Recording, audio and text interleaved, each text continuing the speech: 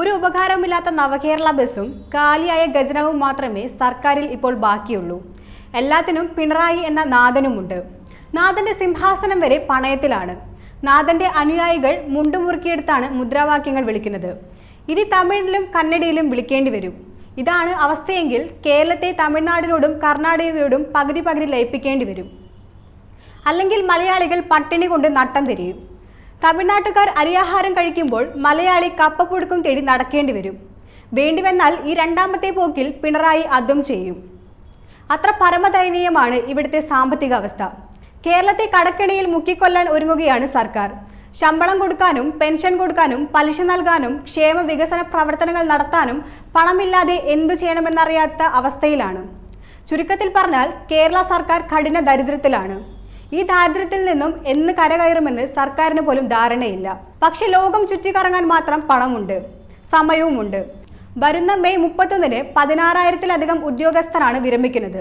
ഇവർക്കുള്ള ആനുകൂല്യം നൽകാനില്ലാതെ നെട്ടേട്ടമോടുകയാണ് സർക്കാർ. സാമ്പത്തിക പ്രതിസന്ധിയെ തുടർന്ന് കടമെടുക്കുന്നതിനായുള്ള അനുമതിക്ക് ധനവകുപ്പ് സെക്രട്ടറി കേന്ദ്ര ധനമന്ത്രാലയത്തിന് കഴിഞ്ഞ ദിവസം കത്തയച്ചിരുന്നു. കടുത്ത ധനപ്രതിസന്ധികൾക്കിടയിലൂടെ നീങ്ങുന്ന സർക്കാരിന് ആനുകൂല്യങ്ങൾക്ക് മാത്രമായി 9,000 കോടിയോളം വേണം.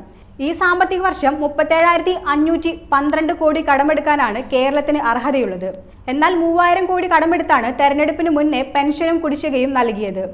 ഏപ്രിൽ മുതൽ മാസം തോറും ക്ഷേമ പെൻഷൻ നൽകുമെന്നാണ് തെരഞ്ഞെടുപ്പിന് മുൻപ് സർക്കാർ നൽകിയ വാഗ്ദാനം. എന്നാൽ 6 മാസത്തെ കുടിശ്ശിക ഇപ്പോഴും നൽകിയിട്ടില്ല. ഒരു മാസത്തെ കുടിശ്ശിക അടുത്ത ആഴ്ചയിൽ നൽകാനാണ് ധനവകുപ്പ് ശ്രമിക്കുന്നത്. ഇതിന് മാത്രം 900 കോടി സർക്കാരിന് ആവശ്യമുണ്ട്. കടമെടുത്തെങ്കിൽ മാത്രമേ ആനുകൂല്യം നൽകാൻ സാധിക്കുകയുള്ളൂ. മാത്രമല്ല, കേന്ദ്ര സർക്കാരിന്റെ അനുമതി ഉണ്ടെങ്കിൽ മാത്രമേ സർക്കാരിന് ഇനി കടമെടുക്കാൻ സാധിക്കുകയുള്ളൂ എന്നതും ഒരു പ്രധാനപ്പെട്ട കാര്യമാണ്. കേരളത്തിനെ കടമെടുക്കാൻ അനുവദിക്കുന്നില്ല എന്ന കേന്ദ്ര സർക്കാരിനെതിരെയുള്ള ഹർജി സുപ്രീം കോടതി ഭരണഘടനാ ബെഞ്ചിന്റെ പരിഗണനയിലാണ് ഇപ്പോൾ ഉള്ളത്. അവസാനം കേന്ദ്രം പണം നൽകിയില്ല, കേന്ദ്രം കൈയൊഴിഞ്ഞു എന്നാണ് സർക്കാർ അവസാനം പറയാൻ പോകുന്നത്. ഇതിനിടയിലാണ് മുഖ്യമന്ത്രിയുടെയും കുടുംബത്തിന്റെയും വിദേശയാത്ര. സാമ്പത്തിക പ്രതിസന്ധി രൂക്ഷമാകുമ്പോൾ വിദേശയാത്ര സ്വാഭാവികമാണ്. കുടുംബസമേതം ഇന്തോനേഷ്യയും സിംഗപ്പൂരും സന്ദർശിച്ച ശേഷമാണ് ദുബായ് സന്ദർശനം നടത്തിയത്.